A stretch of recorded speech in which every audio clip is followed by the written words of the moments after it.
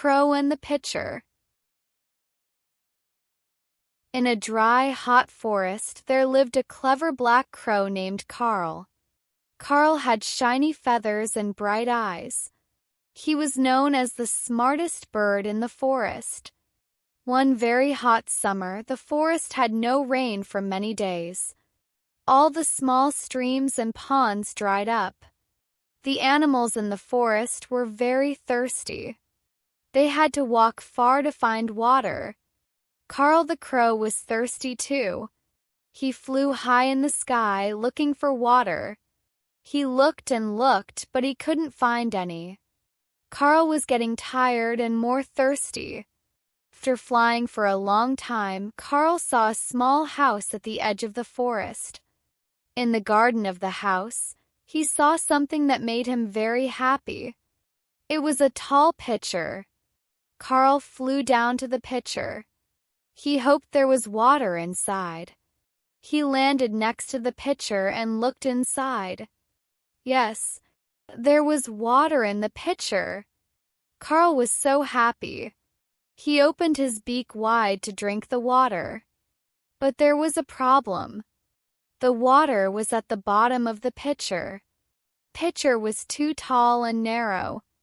Carl's beak couldn't reach the water. Carl tried to push the pitcher over. He thought if he could knock it down, the water would spill out. Then he could drink it. But the pitcher was too heavy. Carl wasn't strong enough to push it over. Carl was so thirsty. He didn't know what to do.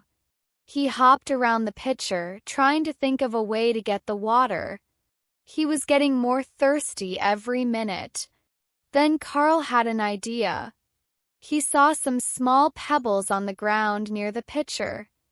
Carl thought, maybe I can use these pebbles to raise the water level. Carl picked up a small pebble with his beak. He dropped it into the pitcher. Plop! Pebble fell into the water.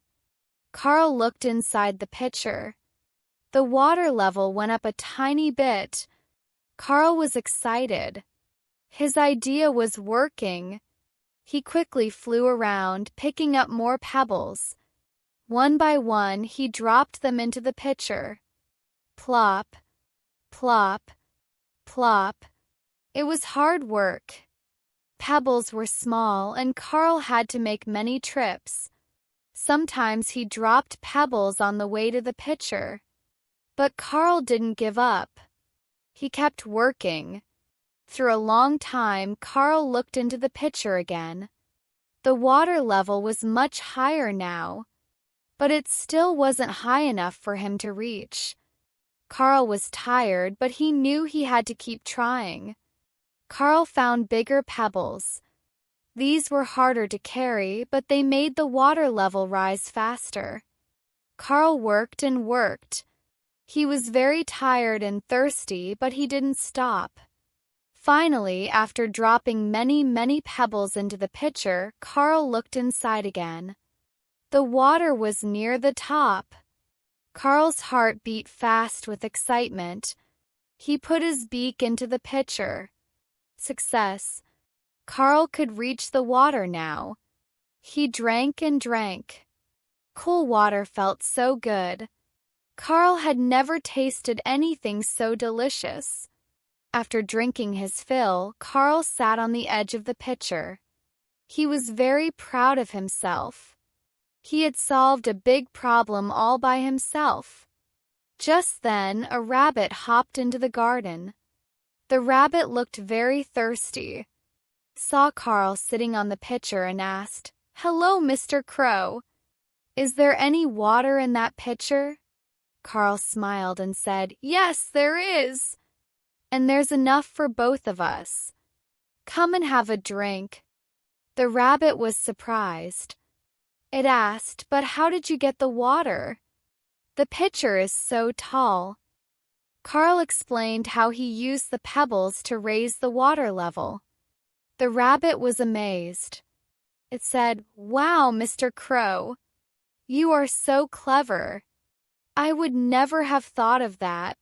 Carl felt happy. He said, "Thank you. I learned that if you have a problem, you should never give up.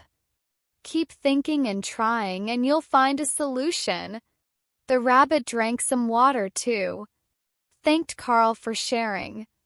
Then the rabbit said, "Mr. Crow, can you teach me how to solve problems like you do?" Carl was happy to help. He said, "Of course. The most important thing is to stay calm and think. Look around you for things that might help. And never, ever give up." From that day on, Carl and the rabbit became good friends. Carl taught the rabbit and other animals how to solve problems. He showed them how to think creatively and never give up. The animals in the forest started calling Carl the wise crow. They came to him when they had problems they couldn't solve. Carl was always happy to help and teach. As for the pitcher, Carl visited it every day. He made sure it always had water for any thirsty animal that came by. He put a few pebbles in every day to keep the water level high. The little garden became a popular spot in the forest.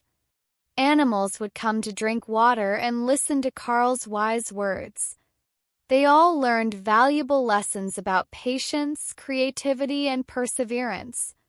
And so, the clever crow who outwitted the pitcher became a teacher to all the forest animals. He showed them that no problem is too big if you use your brain and never give up. The end.